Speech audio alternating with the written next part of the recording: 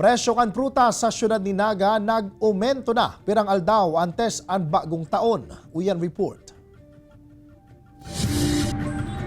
Sa ibong kanaglis na kapaskuhan, day subot masasabi kan fruit vendor na si Lenny na dakulan sa iyang benta.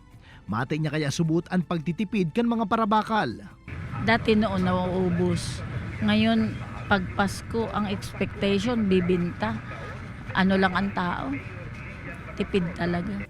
Alagad ngunyan, naglalaom si Lenny as iba pang fruit vendor sa syudad ni Naga na magiging magayonan sa indang bentahan antes mag-abot ang bagong taon. Mas mabenta kaya sa arog kaining season ang mga bilog na prutas. Alagad kadaklan sa mga ini, nag-umento naman ang presyo.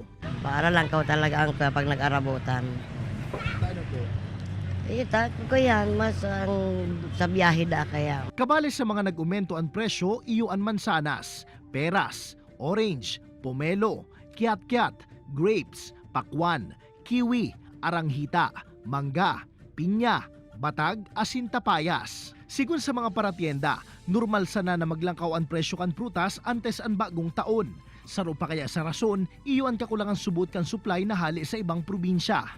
Nagkukulang-kulang, shortage, mamahal, low of supply and demand. Piglalauman man na maruso ang mga parabakal kan prutas sa petsa 29 hasta 30 ngunya na bulan.